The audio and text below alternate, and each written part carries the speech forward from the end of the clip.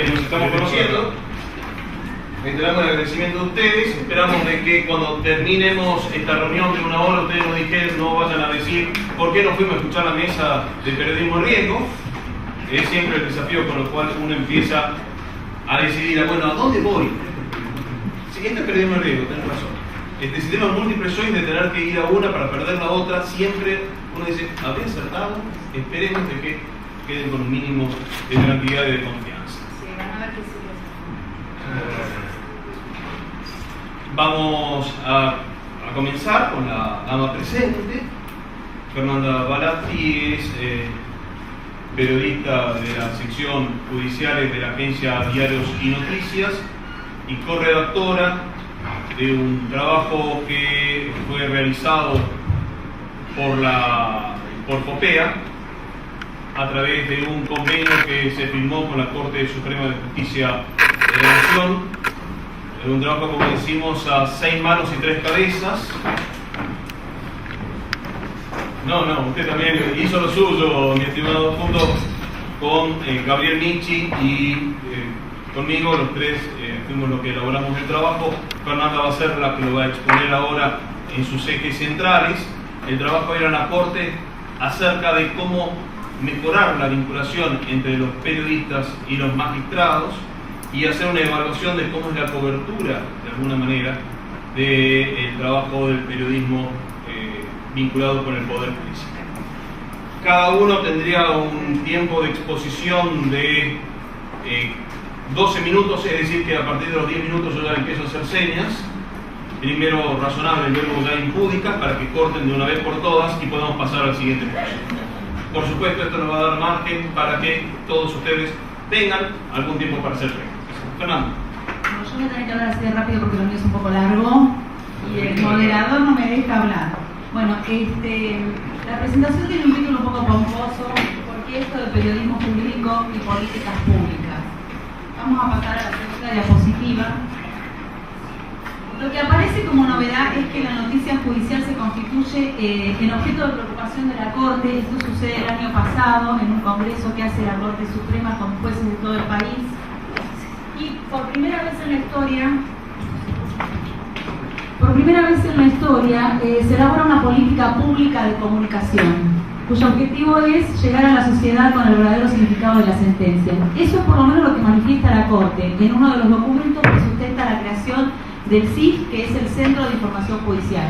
Es la primera vez que la Corte, cabeza del Poder Judicial de Argentina, decide crear un centro de información judicial y dar una serie de documentos donde manifiesta que le preocupa cómo se trata la noticia judicial, le preocupa la, cierta falta de competencia que tienen los jueces para comunicarse con la sociedad y le preocupa cierta falta de competencia de los periodistas para comprender las sentencias judiciales y otros pronunciamientos.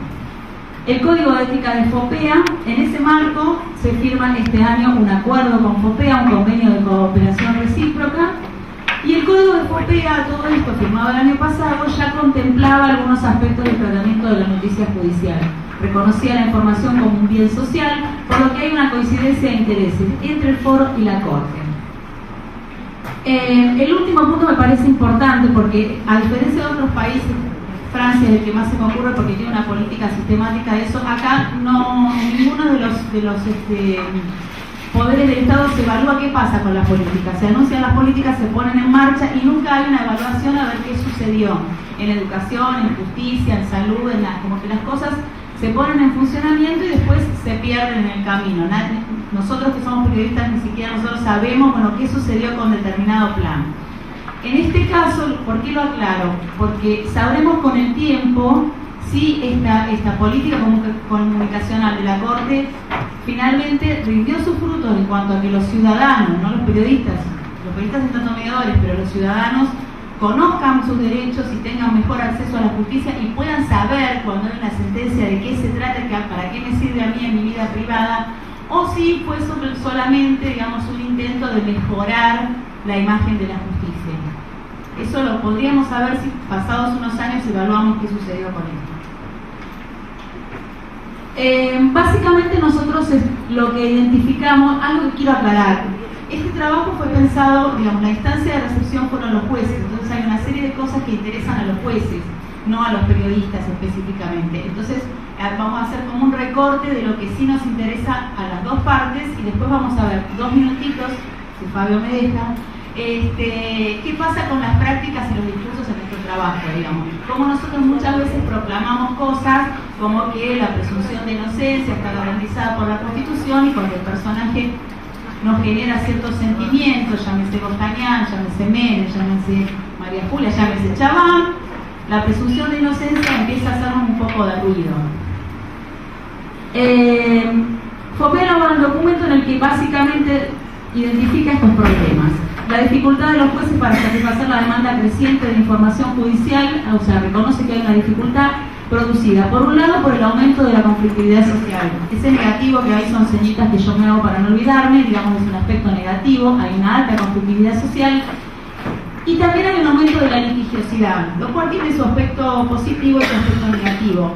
Es bueno porque si hay litigiosidad quiere decir que la gente sabe que puede recurrir a los tribunales ante un conflicto y encuentra más o menos las vías para hacerlo, y es negativo porque carga a los tribunales de trabajo sobre el que muchas veces no saben cómo operar.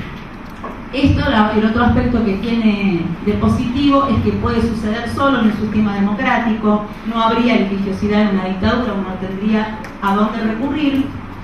Y lo que tiene de negativo es que muestra muchas veces fallas de otros poderes. O sea, muchas veces la Corte o los tribunales en general se tienen que poner a intervenir en asuntos que de última no les competen, digamos. Y muchas veces esto queda claro en las sentencias. Pasó, me viene a la memoria ahora, con el caso de la especificación, donde la primera vez cuando la Corte declara su inconstitucionalidad, dice, bueno, creemos que esto es inconstitucional, argumenta, y en algún momento dice, en realidad este es un problema que lo creó el poder legislativo con el poder ejecutivo, crearon una ley de intangibilidad, alentaron la confianza de la gente en el sistema bancario y después destruyeron esa confianza, alteraron los contratos unilateralmente y ahora ¿quién lo tiene que resolver?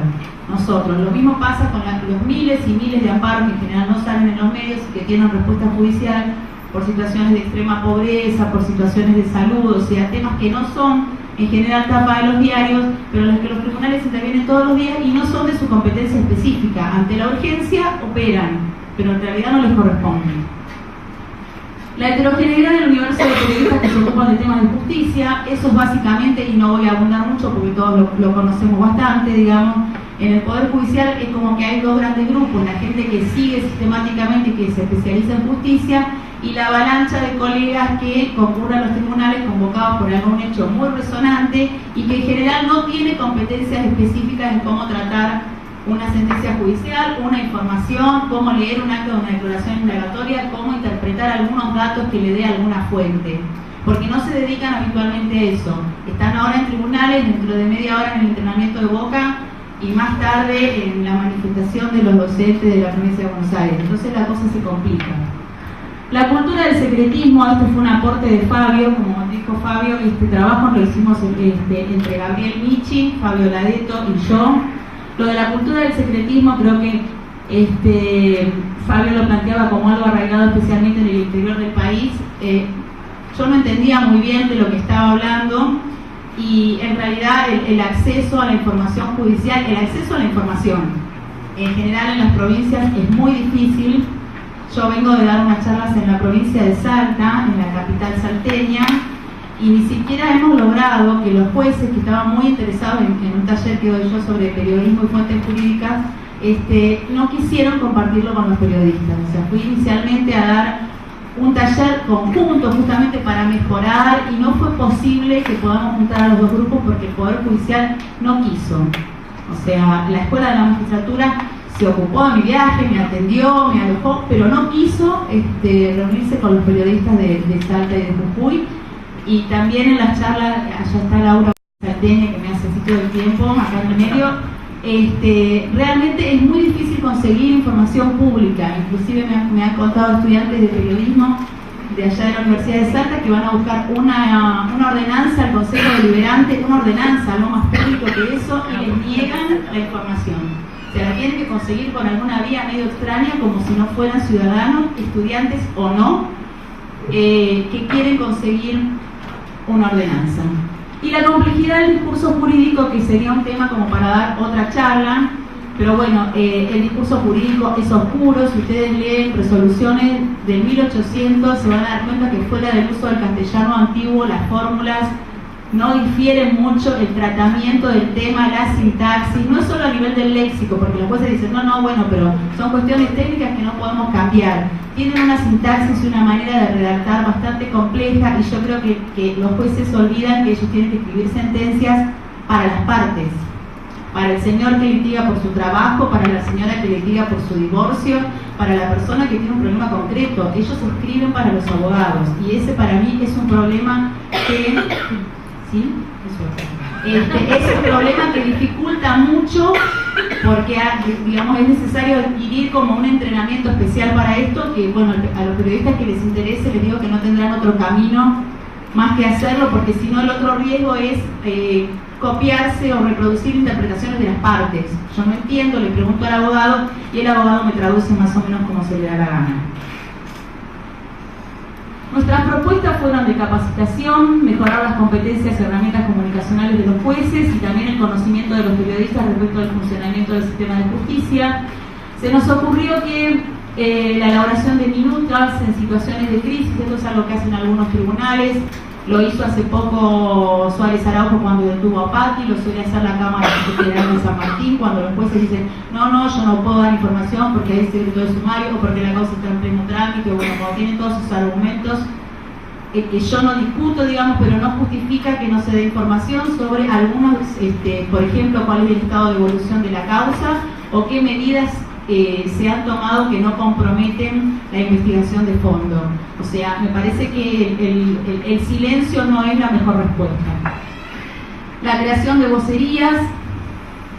Este año nos reunimos también con Fabio en Salta, con voceros de los superiores tribunales de todo el país, o sea que más o menos ya casi todos la cabeza de los poderes judiciales de las provincias tienen un vocero, y esto vamos a ver después cómo funciona, pero por lo menos es alentador que nombren personas que se ocupen de difundir lo que los tribunales deciden.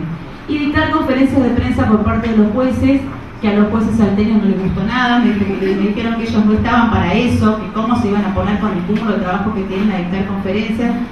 Yo les decía que bueno, en realidad una conferencia por mes me parece que tampoco les va a llevar demasiado tiempo para explicar algunas cosas que ellos se quejan que los periodistas no comprenden, pero sobre las que no informan. Así que no sé cómo se puede comprender aquello que ni siquiera se conoce. Acá entramos nosotros, y está fuera del trabajo nuestro, y es un poco para pensarlo. A mí se me ocurrió, dejando de lado las críticas a los jueces, hacer un poco de críticas hacia adentro. Periodismo jurídico, discursos y prácticas. En general esto pasa en la vida, ¿no? Los discursos van por un lado y las prácticas van por el otro. Es un poco lo que les decía con el tema de la presunción de inocencia. La información es un bien social, existe un derecho ciudadano a estar informado. Es esperable que reflexionemos sobre este principio en la práctica profesional cotidiana. ¿Estamos brindando información de interés público o siguiendo una agenda empresaria marcada por el interés de difundir noticias vendedoras? Esto con el tema de la noticia judicial es muy peligroso. ¿Por qué? Porque los casos judiciales normalmente ventilan hechos muy delicados que tienen que ver con aquellas cosas que nosotros más preciamos: la libertad, la vida, la tenencia de los hijos, la propiedad, el honor. Entonces, cuando nosotros seguimos la agenda de los medios, cuando es más vendedor que el homicida sea el marido despechado o el hijo incestuoso, cuando nosotros nos subimos rápidamente a esas hipótesis, a esas conjeturas que a veces no tienen sustento fáctico, estamos realmente haciendo que se vendan más diarios y que se escuchen más las radios y los canales de televisión. Yo tengo mis dudas de si estamos haciendo periodismo o estamos siendo usados por los dueños de los medios para vender noticias. Para mí la noticia no es mercancía, o sea que la noticia no se vende. Pero entiendo que en la práctica esto es bastante complicado de sostener. Las decisiones de los jueces influyen en la vida de los individuos, y el modo en que la prensa difunde las resoluciones judiciales es decisivo para que el público comprenda cómo funciona el sistema. Insisto con lo mismo, adquirir competencias específicas sobre el discurso jurídico es el único modo de poder comunicar sentencias con el verdadero alcance que ésta tiene. De otro modo, quedaremos a merced de las interpretaciones que reproduciremos de las partes interesadas. O sea, lo que les decía antes, lo que me dice el abogado, lo que me dice el fiscal, lo que me dice el testigo que tiene ganas de que le hagamos una nota, lo que me dice el novio que no sé qué le pasó y entonces me da una versión. Yo no tengo otra cosa, mi editor me está presionando y me sumo a la conjetura sin ningún sustento fáctico. Insisto con la presunción de inocencia porque yo tengo una especie de obsesión con ese tema, porque me parece gravísimo que alguien inocente sea acusado y encima públicamente. La presunción de inocencia rige para todos los ciudadanos. Más discurso, menos práctica, porque esto está en el discurso y casi nunca está en la práctica. A veces aparecen personajes con los que hay una especie de ensañamiento que tal vez tenga razón de ser, pero no tenemos que olvidar que tal vez no tenga razón de ser, y de eso no se vuelve. El problema de la verdad, a esta me encanta. Una de las peculiaridades de la noticia judicial es que se genera en torno a una verdad que nadie conoce. Esto me encanta y yo envidio mucho a los periodistas deportivos, porque ellos cuando hacen una crónica, ellos ven todo lo que pasó, cómo formó, quién es el director técnico, cómo jugaron, si el juez aplicó la ley, si no aplicó la ley, no es cierto, pero nosotros no vemos nada, nunca sabemos nada. Hay 3 nociones de verdad. Últimos 2 minutos. Yo quería que fuera secreto, pero yo no sé lo dejo, ya terminó. Aparecen 3 nociones de verdad: la del expediente, la periodística y la real. La verdad real es imposible de establecer. Nunca nadie sabrá qué sucedió, así lleguemos al juicio oral, hablen los testigos, haya un condenado, la condena quede firme, la Corte Interamericana de Derechos Humanos nos aplauda. Suceda lo que suceda, nunca sabremos qué sucedió. Y eso es algo que complica mucho nuestro trabajo, porque en realidad estamos trabajando sobre nociones de verdad que casi siempre son artificiales. Por eso le decía lo del partido de fútbol, donde uno al menos puede ver mal el partido, puede haber entendido mal, pero todo lo que sucedió estaba ahí, todos los personajes estaban ahí. En este caso, nunca nadie sabrá qué pasó. Por eso lo de las conjeturas, ¿no? Y los estereotipos, que esta es una parte que también me encanta. El periodismo jurídico refuerza con frecuencia representaciones socialmente cristalizadas, con un gran desinterés por el daño que producen. Si ustedes leyeran los diarios, todos los diarios, aún los diarios más prestigiosos, y se pusieran a ver la cantidad de prejuicios, analizar no la noticia, sino el prejuicio, los calificantes de alto grado que usamos con algunos grupos sociales, con algunas personas, no tiene que ver con criterios de pobreza o menos pobreza. Pueden ser señoras de country o pueden ser inmigrantes ilegales, como si la gente pudiera ser ilegal aparte. Ustedes algún día que estén así muy aburridos hagan ese ejercicio de buscar estereotipos y la cantidad de cosas realmente graves que decimos, olvidando que antes de ser periodistas somos personas. Entonces puse algunos ejemplos. Norita. ¿Quién no conoce a Norita? ¿Quién no ha llamado a Norita a una señora que es una víctima? ¿Por qué la llaman Norita? Alegremente los colegas por televisión y por radio. Norita. Tiene toda una carga, ¿no? Una carga valiosa, ese solo uso del diminutivo. Los inmigrantes ilegales, los hinchas son todos inadaptados y salvajes y no sé qué otras cosas. Los delincuentes precoces, olvidando que son niños que pueden encontrarse en una situación especial. No hay delincuencia precoz, no existe el niño como delincuente. Y esta que me encantó, que salió en un diario de primera línea y después se comprobó pasado el tiempo, pero ningún diario publicó que esto no era cierto.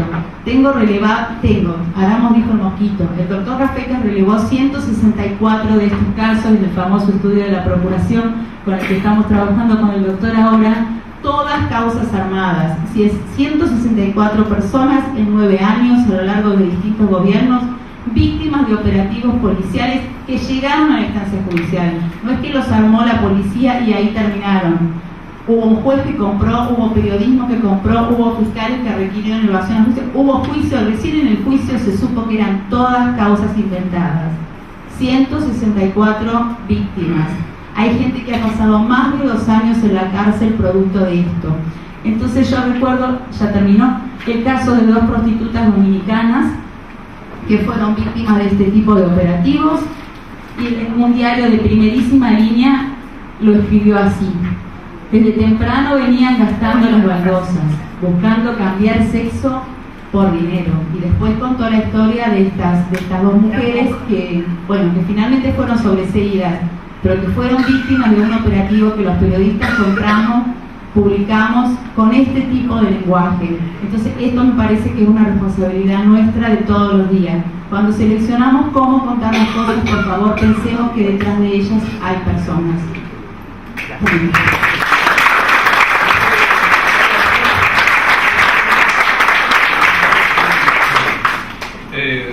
En esta semana, el lunes, la justicia de Entre Ríos retó a la prensa por la difusión de la supuesta admisión de declaración de culpabilidad del menor de edad en el triple crimen que había sido cometido a 2 funcionarios judiciales y a su bebé de 1 año y pico.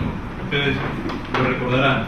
Y eso es uno de los ejemplos de en qué consiste este trabajo. Es decir, acá hay cuestiones que constantemente estamos teniendo exhibición y demostración de que hay fallas profundas y graves en lo de la ética también. Bueno, nuestro código de ética apunta a evitarlas. Junto con la exposición de Fernanda, como para complementarla, también desde el trabajo periodístico, Pablo Aviar, redactor de Clarín desde 1993, que está especializado en temas judiciales y fue autor de libros, por lo menos mencionados otros. Le agradecemos públicamente a él este acto de generosidad. Tu tiempo.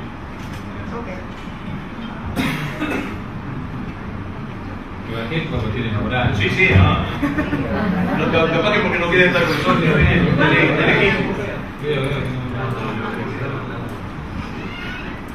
Bueno, les pido disculpas de vuelta primero por la demora.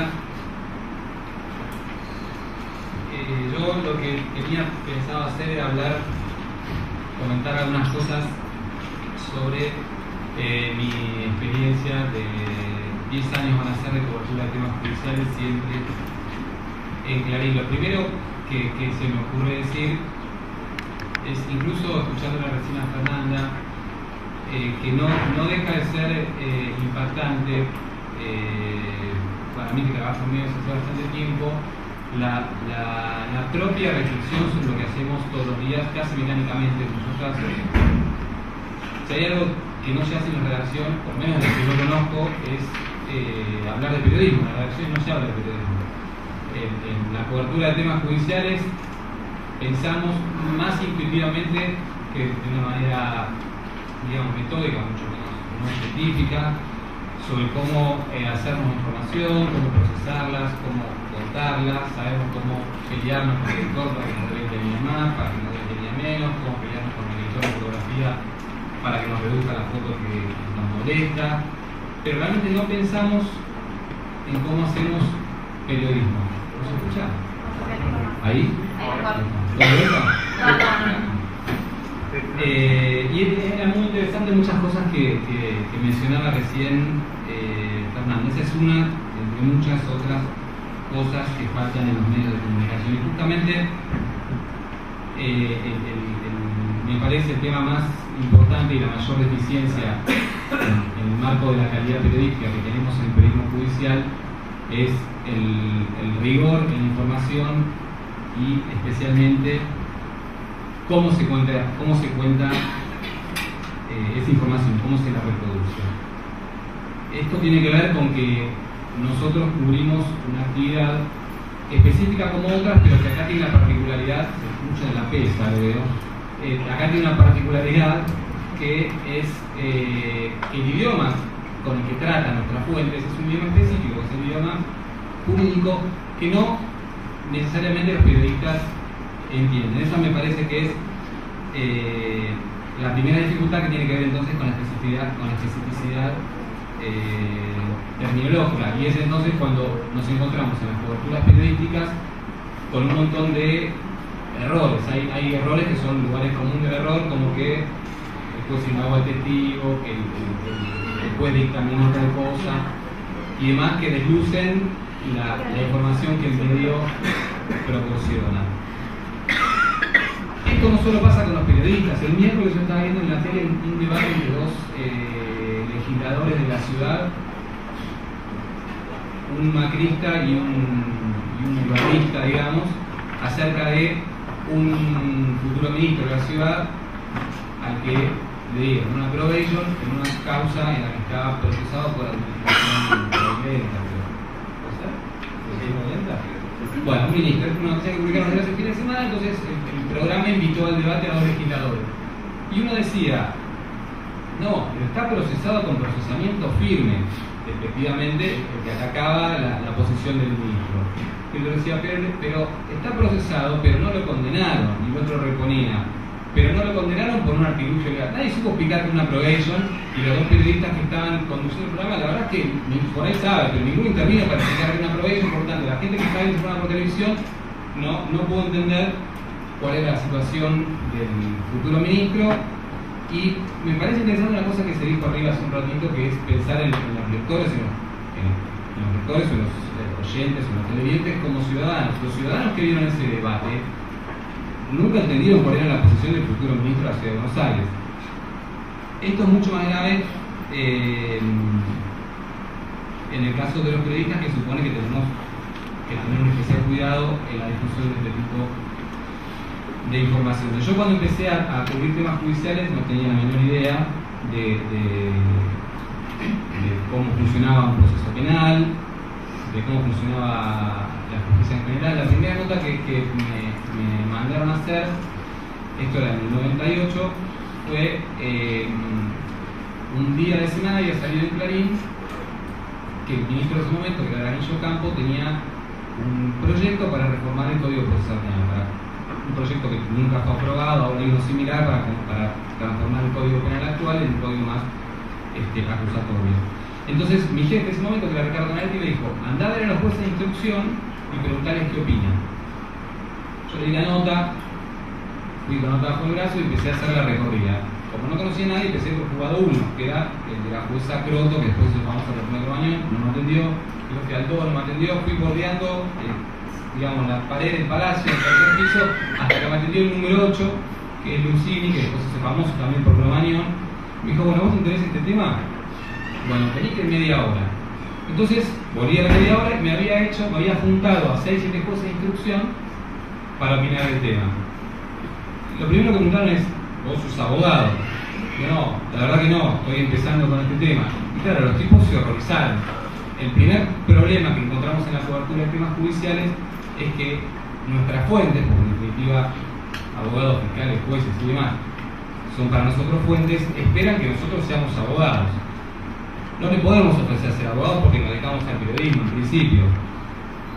Uno por ahí puede estudiar abogacía porque le interesó, porque la mamá lo mandó, por alguna razón, y puede saber más. No es mi caso el de la mamá, pero no hay ninguna obligación de ser abogado. Hay una cosa que dice siempre Lorenzetti, que tiene que ver con algo que decía también Fernanda, que tiene que ver con el periodismo deportivo. Creo que lo dijo Lorenzetti el año pasado acá. Los periodistas deportivos, bueno, parecido, no dijo lo mismo. Otra cosa que es que los periodistas deportivos en general, cuando hablan de un jugador, le conocen toda la trayectoria. Claro. Porque la verdad, no me vas a decir en público, me copié Lorenzetti. No, pero, bueno, me voy a copiar sobre Lorenzetti lo siguiente. Lorenzetti dice, los periodistas deportivos, que son seguramente como los abogados los que más castigan el idioma castellano, saben, si hay un partido de fútbol y está jugando Ferro, por decir un equipo al azar, saben, el jugador que está jugando, de qué club viene, cuánto pagaron su pase, cuántos goles hizo en este campeonato, cuántos goles hizo en el campeonato anterior. Los periodistas que siguen temas judiciales en general no saben correctamente, dice Lorenzetti en algunos casos. Yo creo que refiriéndose en general a los mobileros, que son los que van más detrás de la noticia puntual. No saben los nombres de los jueces, no saben de qué tribunal vienen, no saben sus antecedentes académicos, que vendría a ser lo equivalente a lo del futbolista, que es un antecedente deportivo. Entonces, difícilmente les podemos pedir que conozcan el proceso penal, que es en general el que nos convoca en la mayoría de los casos, y por lo tanto que puedan explicarle claramente a la gente qué es un procesamiento, que si una persona fue encarcelada no significa que se vaya a la casa y el proceso penal se termine de esa manera. En fin, un montón de cosas que hoy, por ejemplo, hoy lo escarcelaron a Chaban hace un ratito, o lo estaban por escarcelar, y en los sitios de internet de explicaciones, concretamente confusa a la gente común, que no tiene tampoco por qué entender de qué se trata, cree que el juicio contra Chabán terminó y con la sola escarcelación.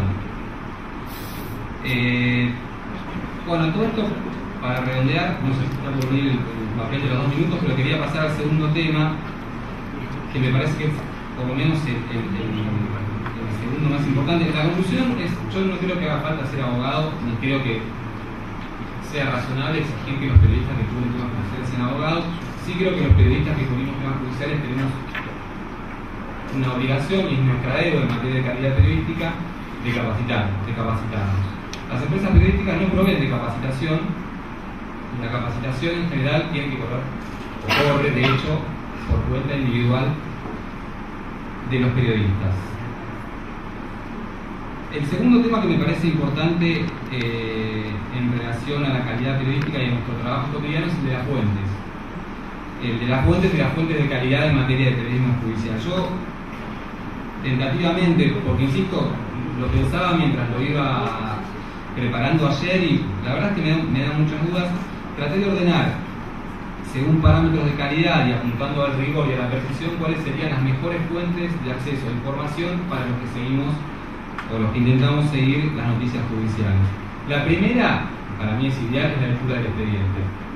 Cuando uno puede acceder a la lectura completa del expediente, tiene acceso a declaraciones indagatorias, declaraciones testimoniales, que en definitiva son declaraciones, es decir, cuando aceptan declarar, personas que cuentan detalles sobre el fondo de la causa, pero también detalles sobre su vida cotidiana, que para reconstruir una historia periodísticamente es muy útil. En el expediente, en principio, está todo, o hay mucho.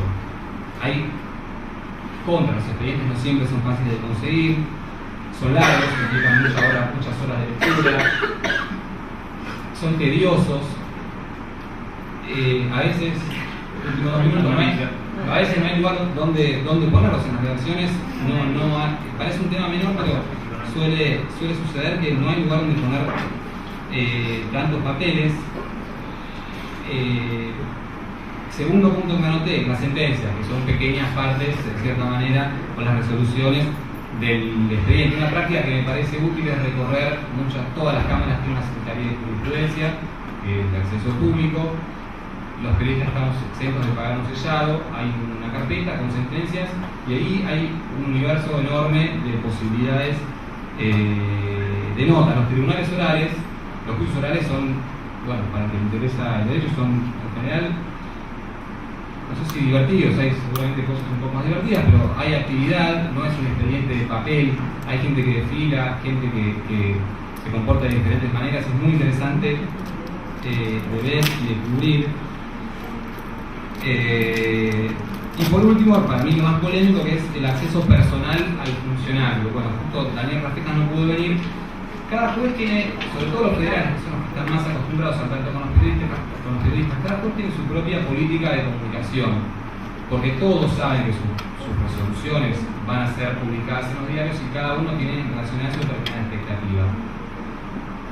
En el trato con el funcionario judicial, sobre todo con el juez, por la propia característica del proceso penal, en muchos casos es off the record, como decimos nosotros, y eso abre un mar. Con el juez vamos estableciendo una relación personal.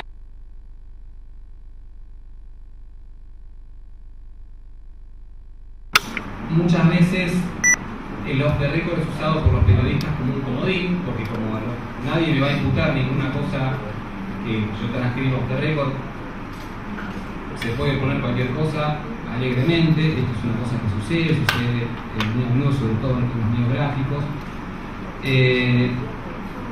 Y el acceso a las fuentes off o on the record, sobre todo off the record, es no siempre con el mismo nivel de dificultad. Los que cubrimos temas judiciales sabemos que los federales son figuritas más fáciles porque están acostumbrados, las discusiones son más difíciles. En mi experiencia personal, las mujeres son más rígidas, las cosas con las funciones de mujeres son más rígidas, no confían o confían menos en los periodistas.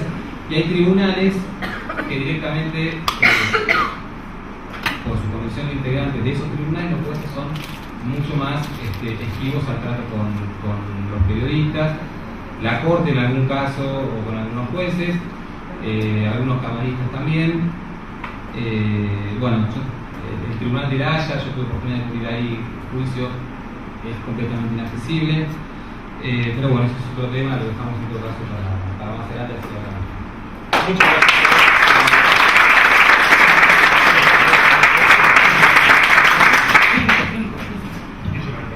Empezar el papelito. Damián Loretti le vamos a dar el mismo tiempo que los otros, profesores Bovias.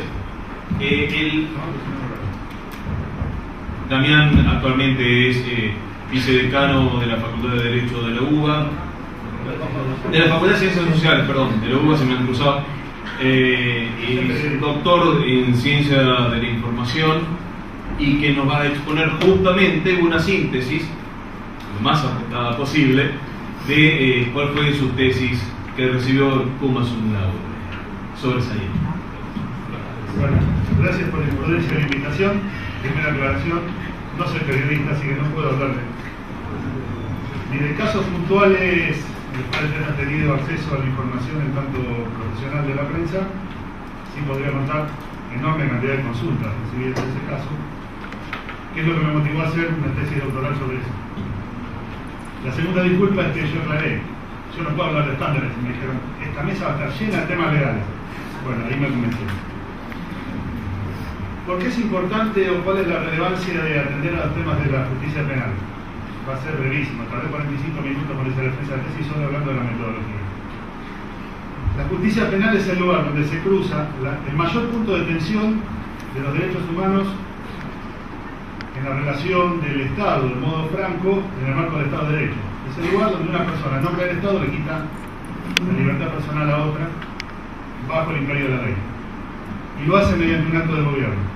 Eso lo obliga a que tenga una cantidad de recaudos e instancias de transparencia que, además de ser un acto de gobierno, que por definición debería ser público, lo obliga, insisto, a que se hagan condiciones tales que para nosotros sea casi obvio plantear que es un tema de interés público, por acto de gobierno y por las implicancias que trae. Definir la actuación de la justicia, aunque sea en una línea, como una cuestión de interés público, es lo que hace que el acceso de la prensa, a los medios de comunicación y periodistas, y hasta de los ciudadanos de a pie, a lo que hace la justicia, sea prevalente respecto de otros derechos. No quiero decir que otros derechos no existan, pero en la medida en que el ejercicio de la libertad de informar no se haga de modo abusivo, estamos frente al ejercicio de un derecho prevalente, que esto lo dice la Corte Interamericana, no es un invento mío, respecto, insisto, de otros derechos. ¿Qué tomar en cuenta a lo largo de estas miradas sobre la justicia? Hay, podríamos decir, una suerte de, si fuéramos a física de secundario, un sistema de vectores, la opinión pública, los medios y la propia institución justicia, a través de periodistas, la sociedad y los jueces o los tribunales. A tener en cuenta cuál es el rol de la información pública y el derecho de los ciudadanos a estar informados y sobre qué. Algo que generalmente no entra en estas discusiones, pero que termina rebotando por la actuación de los medios y también de la justicia, obviamente, es cuál es el valor social del concepto de justicia. Cuando uno habla del Poder Judicial, está hablando de los operadores de valores sociales. ¿Cuál es el valor referencial? ¿Cuál es el valor referencial de la función de la justicia? ¿Cómo se mide la eficacia del sistema jurisdiccional y de las normas? ¿Cuál es la implicancia de la seguridad jurídica? Uno de los principios de la transparencia de la justicia hacia la previsibilidad del uso del aparato del poder coercitivo del Estado respecto a las personas. Eso tiene que tener previsibilidad. ¿Cuál es el rol de la justicia en un Estado de Derecho? ¿Qué pasa en los estados de excepción? Si hay derechos vinculados al ejercicio de la justicia que puedan ser o no de Estado de grado. Claro que la opinión seria de la Corte Interamericana dice que el estado de excepción no anula ninguna garantía judicial, tampoco la libertad de expresión. ¿Cuáles son los requisitos que hacen a la publicidad de la justicia? ¿Por qué la ciudadanía debería estar inquieta por conocer qué pasa? El fin y los límites del derecho penal. Esto nos lleva a la discusión de políticas de mano dura, discusión sobre el garantismo, si existe el derecho penal del enemigo, el apostrofamiento, del cual hablaban recién, tiene que ver con esto. Ya para empaparse los propios profesionales, cuáles son las bases del procedimiento penal, el juez natural, la imparcialidad, la presunción de inocencia. Yo ahí tengo un matiz que es, yo no sé si a los periodistas les corresponde garantizar la presunción de inocencia. Yo tengo una duda. Cursivamente me parece que, que digo, corresponde no actuar como jueces, porque para eso ok, hubiera venido listo. la Facultad de Derecho, listo. Ahí estamos de acuerdo, pero digo, ahí lo que se viola, lo quería dejar para la pregunta, yo creo que ahí lo que se viola es el derecho al honor, acusándolo a alguien de algo que no hizo y no de su presunción de inocencia, porque no creo que esté en la carga profesional del periodista garantizar la presunción de inocencia, pero llegado el caso, tornemos después. ¿Cuáles son los requisitos de la publicidad judicial? ¿Cuáles son los tiempos de la justicia versus los tiempos del periodismo? No son los mismos, esto es obvio, pero en algún momento hay que hacerlo explícito. ¿Qué pasa con los juicios paralelos? Interrogatorios de colegas periodistas a testigos que no se hacen dentro de los tribunales. Esto puede llevar a, no quiero exagerarlo, pero un televoto sobre la culpabilidad de una persona. Y un análisis de los propios medios sobre cómo repercute la actuación de ellos mismos sobre la vida de la justicia, en base a las partes, los testigos, eventualmente las víctimas.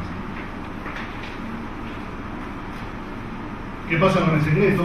¿Qué pasa con las fuentes habitualmente reconocidas como fuentes públicas y legales? Sabiendo que también hay fuentes no tan públicas y no tan legales. Hoy escuchaba a la mañana en una radio un periodista que en función del caso del Barra de River, que le habían hecho una nota, cuestionaba si el periodista no tendría que haber ido a hacer la denuncia. Bueno, estamos en un programa extremadamente serio, si transformamos a un periodista en un colaborador de la justicia. Hay jurisprudencia ya del caso de San Juan, del famoso guinatero, el caso de Machiavelli cuando lo encontraron a Barragán para la nota. Digo, que los propios periodistas pongan en duda el secreto profesional, no es una cuestión solo de acercamiento a la justicia, sino de los estándares éticos del propio periodista que accede a una fuente que está profugada, pero es obvio que no lo diga en museo. Por suerte una colega sobre el pucho le advirtió, mirá que ahí juega el secreto profesional, y medio que lo retrucó para reponernos que da tal en los años. Decía, el tema de las fuentes y el secreto. Si bien no tenemos casi ejemplos en la Argentina, ¿qué pasa con la justicia y los jurados? Perdón, con la prensa y los jurados. ¿Qué pasa con la televisación? Tenemos paradojas tales como se permite la televisación, pero no se le permite a los colegas periodistas acceder a las actas de los juicios orales, diciendo el juicio oral es público, las actas no. Es un delirio que existe, está relevado.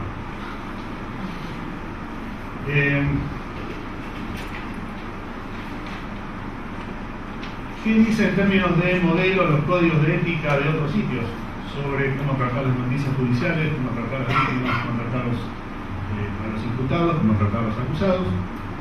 ¿Qué herramientas existen para que los colegas periodistas accedan a los expedientes? Señalamos que es tan importante, es otro delirio nacional. Tenemos juicios orales y públicos, el reglamento de la justicia nacional dice solamente se accede a los expedientes una vez terminados. Mayor contrasentido. Imposible. Algunas eventuales conclusiones para, si me queda tiempo, algún comparado del código de ética.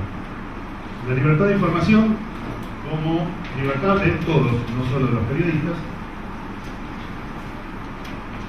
es un derecho humano fundamental que requiere la participación de empresas informativas, periodistas y en este caso funcionarios judiciales.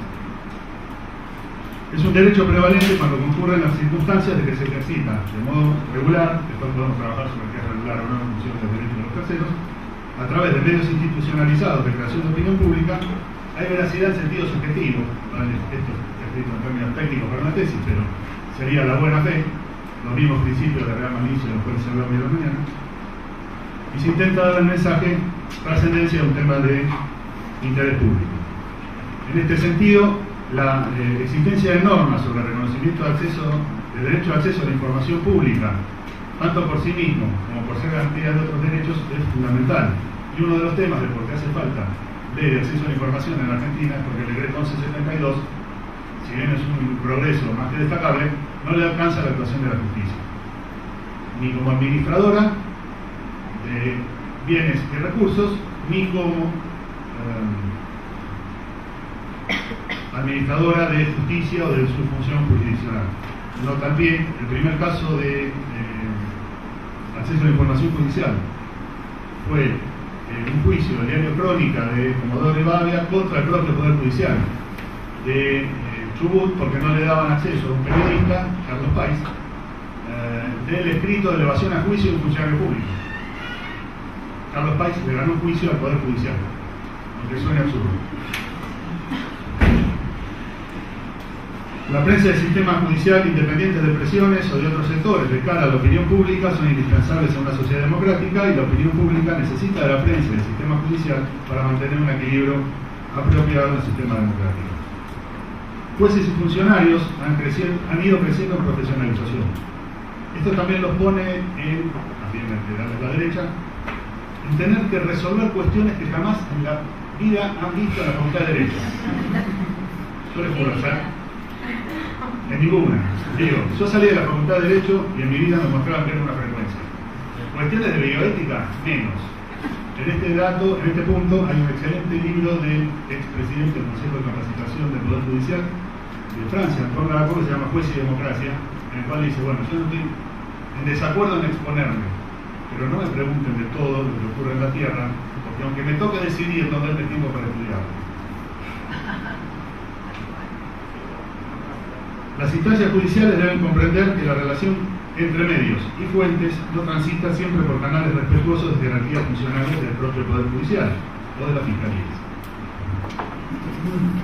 La posición de los medios puede servir de cauce para mejorar la relación entre justicia y sociedad, especialmente cuando la desconfianza con la justicia puede acarrear situaciones de crisis, vale decir, a mayor transparencia y menor índice de desconfianza. La independencia de la justicia, sobre todo la penal, debe ser resguardada por el conjunto de población y por los medios.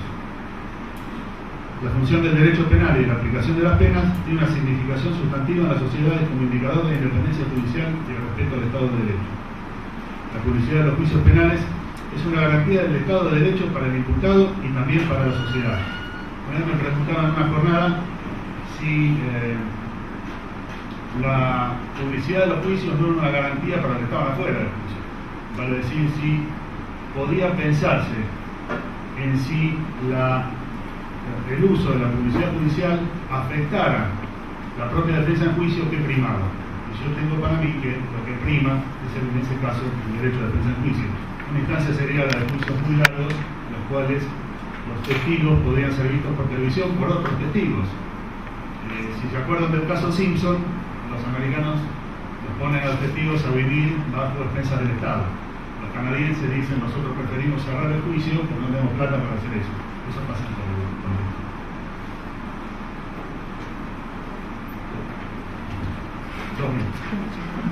Para garantizar algunos de los fines de la justicia pueden establecerse fases reservadas del procedimiento penal, respecto de los cuales deberían ser tomadas en cuenta algunas reglas. En la instancia inicial, la imposición del secreto sumarial, que sería bastante discutible, de acuerdo a la Convención Americana de Derechos Humanos, haya su fundamento en la necesidad de asegurar la represión y la dilucidación de la comisión del delito, pero no puede convertir en ilícitas las publicaciones de datos de la fase que hubieran sido colectados. ¿Cómo se traduce esto? Alguien que publica algo que está bajo secreto sumario no puede ser procesado como si fuera culpable de la violación de un secreto oficial a su cargo. Insisto, no es la obligación del periodista la misma que la de las funciones judiciales, ni siquiera la confidencialidad. La información judicial suele tener interesados e intereses temporarios que se configuran mientras el caso está bajo la lupa del interés público. Por lo tanto, el acceso a la información no puede ser demorado sin justificaciones de magnitud que avalen la decisión con el debido cuidado de no generar sospechas por su negación. En el marco del sistema interamericano de derechos humanos, es improbable que los jueces puedan ordenar a los medios la no publicación de informaciones obtenidas lícitamente. Así empecé a trabajar este tema, con reclamos de los compañeros periodistas del interior del país que me dicen, me llegó una orden al medio que no puedo entrevistar a no sé qué imputado, o no puedo poner noticias sobre tal juicio, o, caso Cámara Federal de Rosario, no podemos circular por los pasillos de los tribunales, o caso de Santiago del Estero, el Tribunal de Ética del Poder Judicial le impide a los jueces hablar con la prensa sin pedirle permiso a el Superior Tribunal, porque cuento todo absolutamente verídico. Y después cuando cambiaron pusieron un vocero, que sus primeras declaraciones lo que dijo fue, más o menos textualmente, después del caso de la Dársena, renuncia mañana. Y fue desmentido por el juez, que no podía hablar con la prensa sin pedirle permiso al presidente del Superior Tribunal. Los medios, al exponer la información judicial al público, pueden caer en la tentación de realizar juicios paralelos. Es aconsejable la adopción de reglas o rutinas periodísticas con principios generales para que eso no ocurra. Las decisiones judiciales deben respetar principios de derechos humanos que garanticen el derecho de defensa. Nunca deben someter a sondeos, encuestas de opinión o votaciones telefónicas para resolver de acuerdo a la voluntad de circunstanciales escuchas que conforman mayoría. La difusión de información judicial penal implica informar sobre cuestiones de interés público. El modo de relatar el acontecimiento también pone a la empresa periodística y al periodista bajo el escrutinio del público por la función social que desarrolla. Y las condiciones personales de los implicados no son un mero detalle. El reconocimiento público que posee o no alguno de los imputados incide en el interés público del asunto y en la capacidad o permeabilidad de la crítica al mismo. Esto no nos debe hacer olvidar que el periodista debe respetar los derechos de los implicados, entre ellos el honor de la imagen y la intimidad. Y Fabio Lareto me ordena que me calle, en todo caso les mando las 600 páginas de la.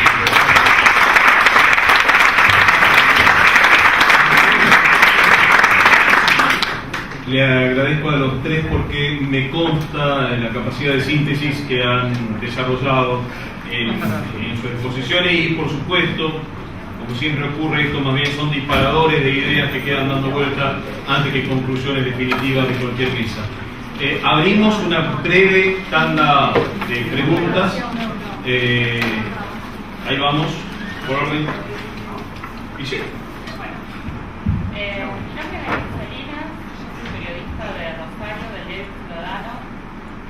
Tribunales provinciales desde 1998, cuando empezó a funcionar el diario. Más fuerte,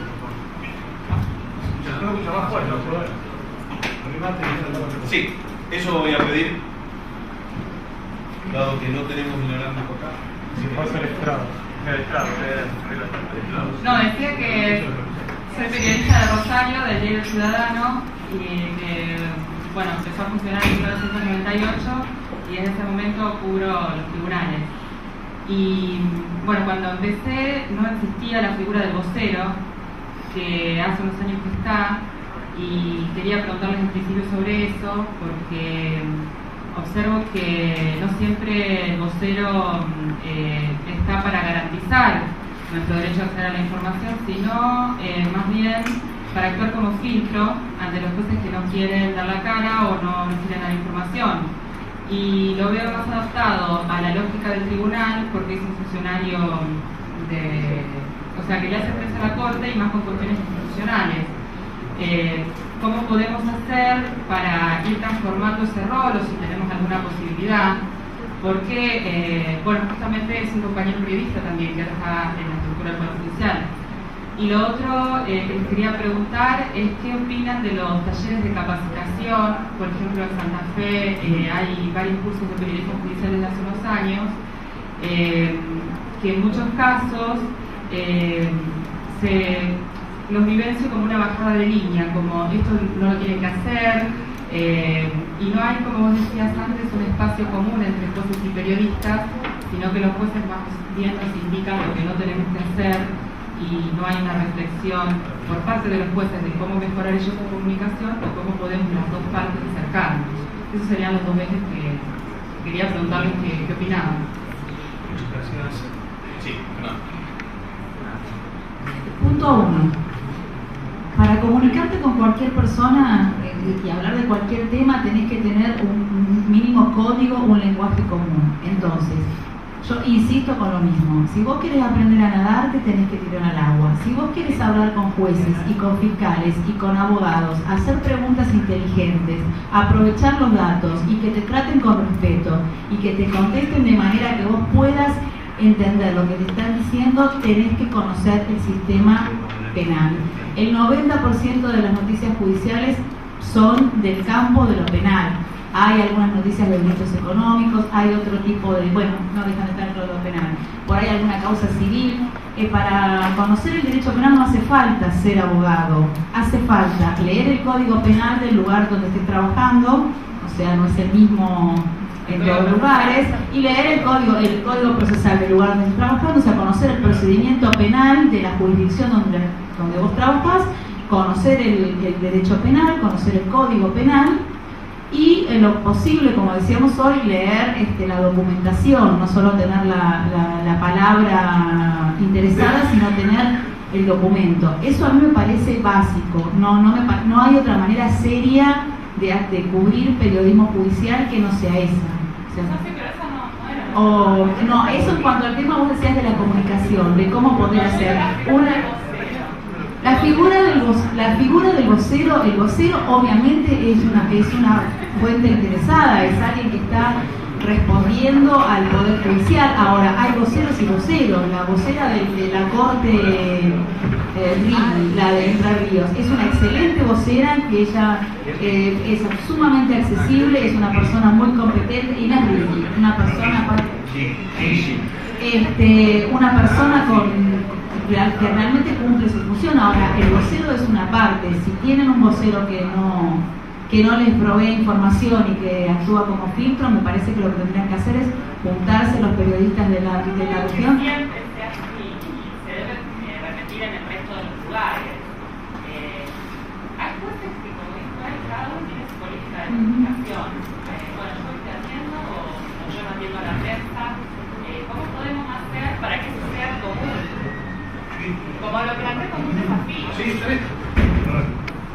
yo no creo que el vocero, por excelente que fuera, alcance. Porque lo que generalmente hace el vocero, de acuerdo a su figura, es trabajar como difusor. Yo lo que creo es que los poderes judiciales tienen que tomar instancias de decisiones de políticas públicas de comunicación. Un ejemplo son las pautas comunicacionales del Poder Judicial de Chile 2007. Cuando se hizo la reforma del Código de Procedimientos en Chile, se implementó una dirección de comunicaciones. Ida y vuelta, información habitual sobre qué es lo que realizan los juzgados. Eso excede a la figura del vocero. El armado de políticas de difusión de juicios orales, incluso en algunas situaciones de emergencia, me acuerdo del caso de Maleo en Tucumán, recordadas como la que se hizo en el Superior Tribunal de Córdoba. Digo, lo que hace falta, en serio, es discutir políticas comunicacionales de los poderes judiciales. Y eso le excede absolutamente a la existencia de la figura del vocero. Estoy de acuerdo con lo que dice Damián desde el punto de vista de la administración de justicia. Me parece que es absolutamente necesario. Desde el punto de vista de los medios, yo veo que el principal problema que representa la existencia del vocero es que el vocero uniforma la información.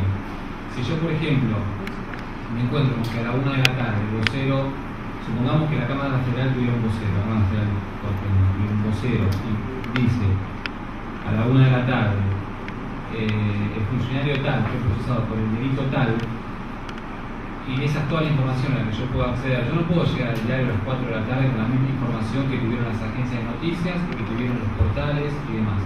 A mí el vocero no me sirve. Yo no puedo quedar con eso. Entonces, por lo menos para los diarios, que necesitamos un plus de información, un plus de calidad de información, la figura del vocero nos juega un poco en contra. Los diarios a veces tenemos la ventaja de que tenemos un acceso privilegiado a las fuentes, por la cercanía, porque a veces los propios jueces están interesados en hablar con los diarios. Entonces, yo estoy muy de acuerdo con lo que dice. Sí, pero también pero desde el lugar nuestro, la figura del vocero juega en contra. Perdón, yo quiero aclarar una cosa. Bajo así le acerco el micrófono. Sí, pero también hay una realidad. Es decir, en cada uno de los lugares la situación es distinta. Claro, por eso aclaré de la Cámara Federal porteña. Claro. Hay lugares donde no hay nada, ninguna clase de comunicación. Entonces, aunque exista un vocero, ya es una ventaja, ya es un cambio cualitativo, digamos. Por otro lado, acá no hay que verlo tal vez tan solo desde el interés de los medios, sino desde el interés de la ciudadanía como tal. A la ciudadanía le interesa que haya una información plural, democrática, abierta para todos los medios al mismo tiempo con un vocero, o le interesa que un medio tenga la exclusiva al día siguiente, que sea el único que tenga acceso por amistad con los jueces. Es una discusión también que queda pendiente. Alicia. No sé qué más. No sé de allá y... No, que habitualmente, claro, lo que sucede en las provincias, no sé cómo será acá en Buenos Aires. En las provincias lo que sucede es que hay vocero en el Superior Tribunal de Justicia que responde más a una necesidad política de los jueces del Superior Tribunal de tener su propia imagen y su propia distancia con respecto a los periodistas, que ha solucionado el problema de comunicación de la realidad cotidiana, porque la mayor cantidad de conflicto entendido como necesidad de información y respuesta que se da a esa información, sucede en la trinchera básica, ¿no? En la cabeza, que tienen los superiores tribunales tienen una sentencia cada muerte o disco, en cambio los crímenes, los robos, las violaciones y las qué sé yo, y la de todos los días, y es precisamente donde no hay política de comunicación y donde uno se mantiene que rebuscar como pueda, hablando con el comisario que le pide alguna data para después forzar y sacar de mentira verdad a fiscal después. Gracias. No es precisamente sobre la cobertura de temas judiciales, pero es una valoración, en este caso para Loretti, que pueda hacer desde la perspectiva jurídica sobre el uso de la cámara oculta. Sé que es muy largo, pero me interesa la opinión particularmente de Loretti. Eso es el postdoctorado de Loretti. El año que viene. La verdad no puedo meter esto en una frase, porque el juego de la cuestión de la cámara oculta implica un montón de cosas en juego. Su validez como prueba judicial en un juicio penal, en la medida que sea una cámara oculta de tipo informativa. Efectivamente, eso es un dato. A eso se le agrega, esto se discutió el miércoles en otra jornada, que no fue de posteo, en el cual yo lo que planteaba es que dice, ¿qué pasa con la responsabilidad civil de un medio que difunde una cámara oculta y resulta que no hay condena? Entonces le pregunté, digo, perdón, ¿el que hace la cámara oculta es el fiscal? Dice, no, por supuesto que no. Digo, bueno, entonces corrámonos entonces, no estamos discutiendo el uso de la cámara oculta como prueba, sino que estamos usando el uso de la cámara oculta como herramienta periodística. Bueno, ahí hay varias cuestiones éticas y jurídicas. Desde el punto de vista ético, yo creo que es último recurso. Es la opinión de alguien que no ejerce el periodismo, claro. Desde el punto de vista jurídico, lo primero que tiene que jugar ahí es, y me apoyo en algo de lo que dice el código de la prensa inglesa, es que tenga sí o sí cuestiones de interés público a ser trabajadas. No curiosidad pública y no interés del público. Y hay que tener más o menos claro que es lo que se puede estimar, y eso es una de las cosas que se pueden trabajar desde FONTEA, cuál es la definición que los periodistas en la Argentina asumen como interés público. Me corre un cachitín de la cámara oculta o del uso de grabaciones subrepticias. La importancia de la definición del interés público como parámetro debería servir como prueba indiciaria de la existencia de buena fe o de real malicia. Hay un par de fallos del Tribunal Europeo de Derechos Humanos, uno contra Dinamarca y otro contra Portugal, en el cual dice que no puede haber condena jurídica si el periodista cumplió con las premisas éticas de la profesión. La importancia cabal de un código de ética es que te ayuda a discernir eso a la hora de ir a defenderte. Para jugar algo absolutamente dispar. Perdón, no me acuerdo la cámara oculta, pero son jornadas de ética. En el Sindicato Australiano de Prensa hay un fondo de subsidio para periodistas encarcelados por negarse a declarar la fuente de la información. ¿Se acuerdan del Cooper y Miller en Estados Unidos? Bueno, son casos similares. Para los empresarios periodísticos pagan los salarios caídos, los freelance los pagan en una bolsa que colectan solidariamente los periodistas. Éticamente hay una obligación de jamás revelar la fuente, y de acuerdo a la legislación del Common Law, incluida de Estados Unidos, el negarse a declarar como testigo es una grave violación a la ley, desacato, pero ellos prefieren mantener el principio ético. En el uso de la cámara oculta, si se fijaran premisas de, yo digo último recurso, pero se puede llamar de otro modo, y entre comillas, insospechada presencia de interés público, cierro comillas, para develar cuestiones que ofendan realmente a la sociedad, etc., yo creo que es válido y que no es antiético. No sé si estabas hablando de eso.